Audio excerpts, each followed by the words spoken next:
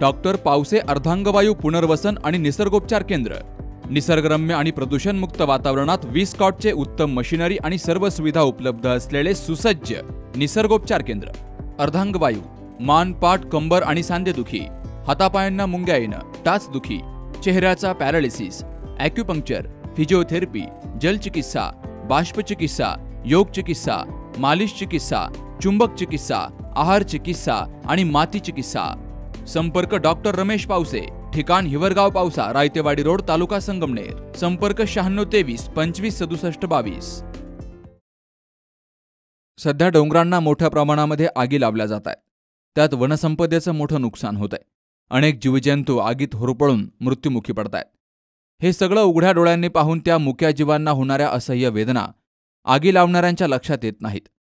त्यामुळे भावनाविवश होऊन संगमनेर तालुक्याच्या पठार भागातील घारगाव येथील जिल्हा परिषद शाळेतील 4थीची विद्यार्थिनी विघ्नेशा राजे किशोर आहेर हिनं वनमंत्री गणेश नाईक यांना भावनिक पत्र लिहित प्राणी, पक्षी, जीवजंतू यांना आगीपासून वाचवा हो साहेब आणि आगी लावणाऱ्यांवर कारवाई करा अशी मागणी पत्रातून करत चित्रातून तिनं आपल्या भावना व्यक्त केल्या।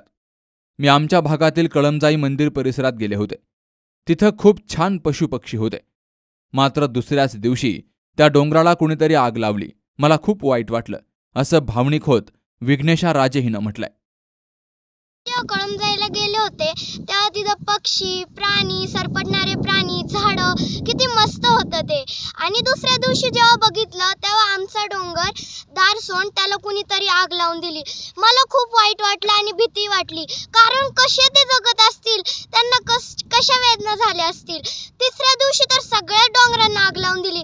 कुरकुंडीच्या डोंगराला आग लावून दिली, मुंगाटेकला लावून दिली, अजून सोक्याला लावून दिली, अजून दारसोंड डोंगराला पण हे लावून दिली, आग लावून दिली। काय करायचं त्या प्राण्यांनी? माणूस त्यांना का सुखाने जगून देत नाही? एक तर आधीच उन्हाळा, त्याच्यात त्यांना पाणी मिळत नाही, त्यांना अन्नही मिळत नाही आणि त्याच्यात ही आग। बापरे, केवढी भयंकर ही आग।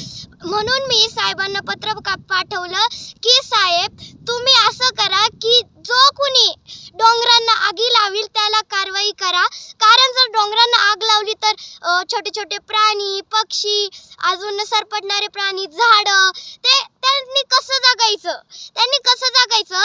याच्यासाठी साहेब तुम्ही जो कुणी डोंगरांना आगी लावील त्यांना नक्की कारवाई करा। वेदना असह्य झाल्यामुळे चिमुरडीनं वनमंत्र्यांना खरमरीत पत्रच लिहिलंय आणि त्यात म्हटलंय, साहेब, माणूस या पशुपक्ष्यांना का जगू देईना? का आगी लावल्या जात आहेत? जो कोणी डोंगरांना आगी लावेल त्याच्यावर कारवाई करा हो साहेब। अशा भावना विघ्नेशा राजे आहेर हिनं अतिशय तळमळीनं पत्रातून मांडल्यात। हे पत्र तिनं वनमंत्र्यांना पाठवलंय। शासन प्रशासन ही गोष्ट गांभीर्यानं घेणार का? डोंगराला लावल्या जाणाऱ्या आगी थांबणार का? आगी लावणाऱ्यांवर कारवाई होणार का? आणि आगीत होरपळणाऱ्या वनसंपदेसह जीवजंतूंचे प्राण वाचणार का? हे पाहणं आता औत्सुक्याचं ठरणार आहे। Navnath Gadekar, C news Marathi, घारगाव।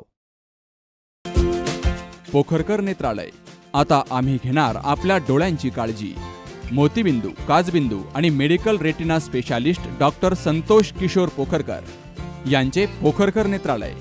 ठिकाण कीर्ती प्लाझा, एसटी स्टँड जवळ, जुने तांबे हॉस्पिटल समोर, संगमनेर। संपर्क 8108 17 63 65।